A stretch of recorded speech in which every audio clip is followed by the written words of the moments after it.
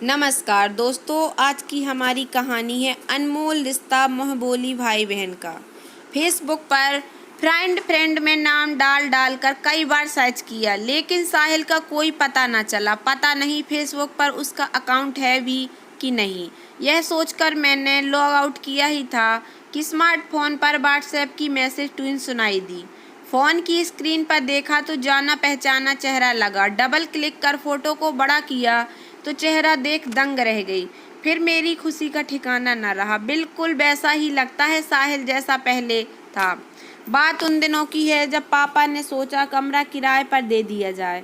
बहुत सोच विचार कर पापा ने दो स्टूडेंट जो ग्रेजुएशन करने के बाद आईएएस की तैयारी करने केरल से दिल्ली आए हुए थे को कमरा किराए पर दे दिया। जब वे हमारे यहाँ रहने आए तो आपसी परिचय के बाद उन्होंने मुझे कहा, पढ़ाई के सिलसिले में कभी ज़रूरत हो तो कहिएगा।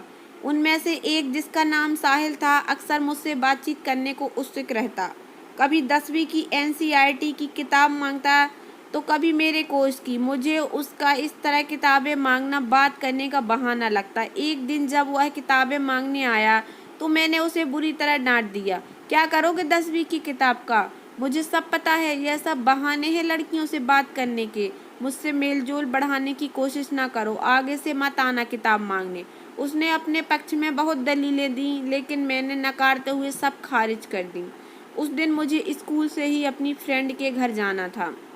मैं मम्मी को बता दी गई थी, लेकिन जब घर आई तो जैसे सभी मुझे शक की निगाह से देखने लगे। बस्ता रखा ही था कि मम्मी पूछने लगी, आज तुम राजेश के साथ क्या कर रही थी? राजेश, मैं समझ गई कि यह आग साहिल की लगाई हुई है। मैंने जैसे तैसे मम्मी को समझाया, लेकिन साहिल ने बदला लेने उसी के रूम में चली गई। तुम होते कौन हो मेरे मामले में टांग अड़ाने वाले? मैं चाहे किसी के साथ जाऊं, घूमूं फिरूं, तुम्हें क्या? तुम किराएदार हो, किराया दो, चुपचाप रहो।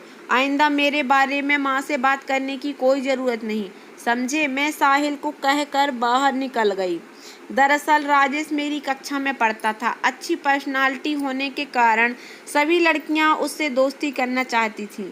मेरे दिल में भी उसके लिए प्यार था और मैं उसे चाहती थी। सो फ्रेंड के घर जाते समय उसी ने मुझे ड्रॉप किया था, लेकिन साहिल ने मुझे उसके साथ जाते हुए देख लिया था। थोड़ी देर बाद घूम कर आई तो साहिल मम्मी के पास बैठा दिखा। मुझे उसे देखते ही गुस्सा आ गया, लेकिन मेरे आते ही वह उठकर चला गया। बाद में मम्मी ने मुझे समझाया, साहिल ने मुझे उस लड़के के बारे में बताया है। वह लड़कियों से फ्लर्ट करता है। उसका तुम्हारे स्कूल की 11वीं में पढ़ने वाली वंदना से भी संबंध है। तुम उससे ज़्यादा दोस्ती ना बढ़ाओ तो ठीक है माँ, मैंने उसे कह दिया। लेकिन साहिल पर सवाल समझ नहीं आ रहा था तो मैंने साहिल से ही पूछा। उसने भी बिना हिचक मुझे समझा दिया, लेकिन ज्यों ही वह सुबह की बात छेड़ने लगा मैंने फिर डांट दिया। मेरी जासूसी करने की ज़रूरत नहीं। राजेश को मैं जानती हूँ, वह अच्छा लड़का है और बड़ी बात है कि मैं उसे चाहती हूँ। तुम अपने काम से काम रखो। कुछ दिन मैं स्कूल पहुँची तो हैरान रह गई। स्कूल में पुलिस आई हुई थी। पता चला कि राजेश और वंदना घर से भाग गए हैं।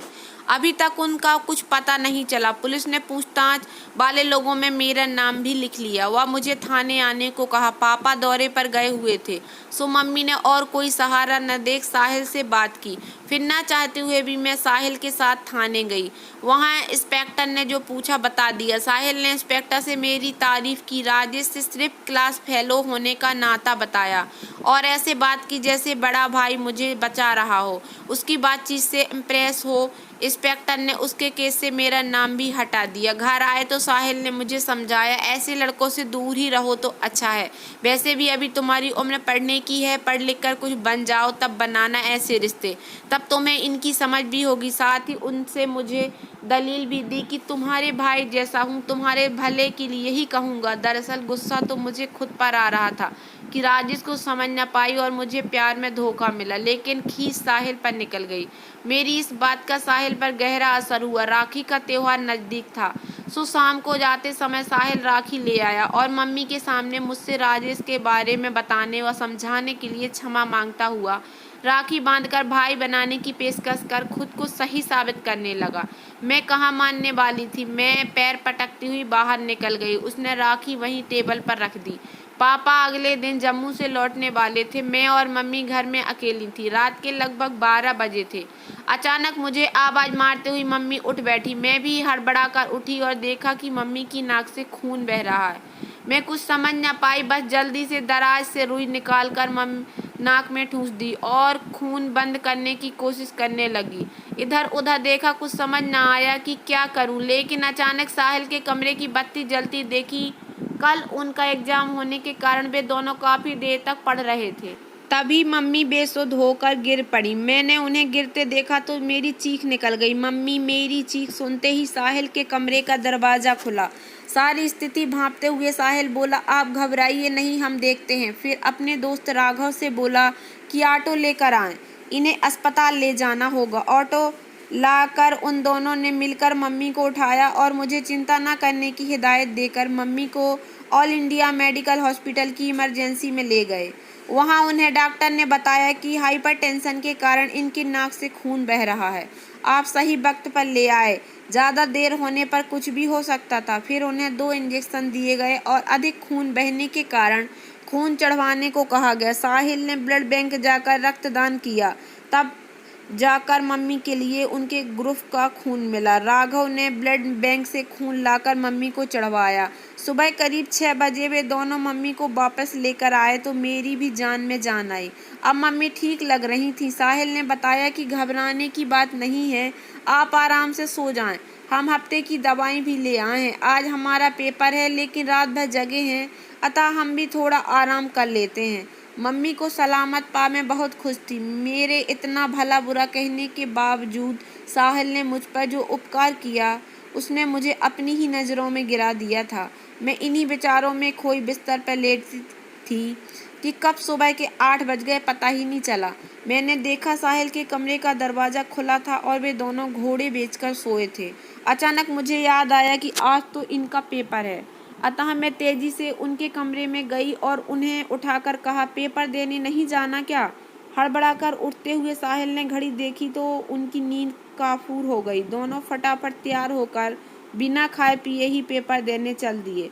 मैंने पीछे से आवाज़ देकर उन्हें रोका। भैया रुको भैया। शब्द सुनकर साहिल अजीब नज़रों से मुझे देखने लगा, लेकिन मैंने बिना समय गवाए उसकी कलाई पर वही राखी बांध दी जो वह सुबह लाया था। फिर मैंने कहा, जल्दी जाओ, कहीं पेपर में देर ना हो जाए। शाम को जब पापा आए और उन्हें सारी बात पता चली तो उन्होंने जाकर उन्हें धन्यवाद दिया। मैंने भी पूछा, पेपर कैसा हुआ? तो साहिल ने हंसकर कहा, अच्छा कैसे नहीं होता, बहन की शुभकामनाएं जो साथ थीं। अब मैं और साहिल अनमोल रिश्ते में बंध गए थे, जहां एक दूसरे के लिए कुछ करने की तमन्ना थी। मेरा अपना तो कोई भाई ना था, सो मैं साहिल को ही भाई मानती। स्कूल से आती तो सीधा उसके पास जाती और बेझिझक उससे कठिन विषयों के बारे में पूछती। कुछ ही दिनों में साहिल के तरीके से पढ़ने पर मुझे वे विषय भी आसान लगने लगे जो अब तक कठिन लगते थे। घर का कोई सामान लाना हो या अपनी ज़रूरत का मैं साहिल को ही कहती। कभी किसी काम से बाहर जाती तो साहिल को साथ ले जाती। वह मेरे जैसा सुरक्षा कवच बन गया था। कभी कभी लोग बातें बनाते तो साहिल उनको भी बड़े तरीके से हैंडल करता। एक बार एक अंकल ने कुछ कह दिया तो साहिल बेझिझक उनके पास गया और बताया, यह मेरी मोह बोली बहन है, गलत ना समझे। अगर आपकी लड़की अपने भाई के साथ जाती दिखे और लोग गलत समझें तो आप क्या करेंगे? उनकी बोलती बंद हो गई। लेकिन फ़ायदा हमें हुआ, अब गली के लोग हमें सही नज़रों से देखने लगे। कुछ दिन बाद मेरा जन्मदिन था। मैं काफ़ी समय से पापा से मोबाइल लेने की जिद कर रही थी, लेकिन हाथ तंग होने के कारण वे नहीं खरीद पा रहे थे। मेरे केक काटते ही साहिल ने मुझे केक खिलाया और मेरे हाथ में मेरा मनपसंद तोहफा यानी मोबाइल रख दिया। तो मैं इसे पाकर फूली नहीं समाई। उस समय नए नए मोबाइल चले थे। मैं खुश थी कि मैं कॉलेज जाऊंगी तो मोबाइल के साथ। कुछ दिन बाद उनकी परीक्षा समाप्त हो गई तो पता चला कि वे वापस जाने वाले हैं। यह जानकर मुझे दुख हुआ, लेकिन मेरी भी मति मारी गई थी कि मैंने उनका पता फ़ोन नंबर कुछ न पूछा। बस यही कहा, भूलना मत अनमोल रिश्ते को। जिस दिन उन्होंने जाना था उसी दिन मेरी सहेली का बर्थडे था। मैं उसके घर गई हुई थी और पीछे से साहिल ने कमरा खाली किया और दोनों केरल रवाना हो गए। वापस आने पर पापा से पूछा तो पता चला कि उन्होंने भी उसका पता ठिकाना नहीं पूछा था। इस पर मैं पापा से नाराज भी हुई। साहिल द्वारा बताए गए परीक्षा के टिप्स अपनाकर 12वीं में अव्वल दर्जे से पास हुई और कॉलेज मोबाइल के साथ गई, जिसमें हमारे अनमोल रिश्ते के क्षण छिपे थे। फिर कॉलेज के साथ साथ जब प्रतियोगी परीक्षाएं देने लगी तो मुझे ज्ञात हुआ कि NCERT की किताबें इनमें कितनी सहायक होती हैं। तब मुझे अपनी नादानी भरी भूल का भी एहसास हुआ। अब मैं हर साल राखी के सीजन में साहिल को मिस करती। जब बाजार में राखियां सजने लगती तो मुझे अनमोला भाई याद आ जाता। समय के साथ मोबाइल तकनीकी में तेज़ी से बदलाव आया और फ़ोन के टच स्क्रीन और स्मार्टफोन तक के सफ़र में ना जाने कितने ऐप्स भी जुड़े, लेकिन मैंने अपना नंबर वही रखा जो साहिल ने लाकर दिया था। भले मोबाइल बदल लिए, मैं हर बार फेसबुक पर फ्रेंड सर्च में साहिल का नाम डालती, लेकिन नतीजा सिफर रहता। कुछ पता चलता तो राखी जरूर भेजती। इस बीच साहिल ने भी कोई फ़ोन नहीं किया था, लेकिन अचानक व्हाट्सएप पर मैसेज देखकर दंग रह गई। तभी व्हाट्सएप के मैसेज की टोन बजी और मेरी तंद्रा भंग हुई। साहिल ने चैट करते हुए लिखा था, नया स्मार्टफोन खरीदा तो पुरानी डायरी में नंबर देख सेव करते हुए जब तुम्हारा नंबर भी सेव किया तो व्हाट्सएप में तुम्हारा फ़ोटो सहित नंबर सेव हुआ देख मन खुश हो गया। फिर फटाफट व्हाट्सएप पर अपना परिचय दिया, तुम्हें मैं याद हूँ या भूल गई। साहिल के शब्दों से मेरी आंखें भर आईं। तुम्हें कैसे भूल सकती हूँ, निस्वार्थ रिश्ता। अगर तुम ना होते तो शायद उस दिन पता नहीं मम्मी के साथ क्या होता। मेरी किशोर अवस्था में भटके पाँव कौन रोकता। मैंने फट से मैसेज टाइप किया, राखी भेजनी है भैया, फटाफट अपना पता व्हाट्सएप करो। मिनटों में व्हाट्सएप पर ही पता आ गया और साथ ही पेटीएम के जरिए राखी का शगुन भी। साथ ही लिखा था, इन अनमोल रिश्ते को जिंदगी भर बनाए रखना। मैंने पढ़ा और अश्रुपूरित नेत्रों से बाजार में राखी पसंद करने चल दी अपने मोह बोले भाई के लिए। तो दोस्तों, कैसा लगा आपको अनमोल भाई बहन के रिश्ते की ये छोटी सी कहानी। अगर आपको ये कहानी पसंद आई हो तो प्लीज़ वीडियो को लाइक कर देना। चैनल पर नया हो तो प्लीज़ सब्सक्राइब कर लेना। धन्यवाद दोस्तों।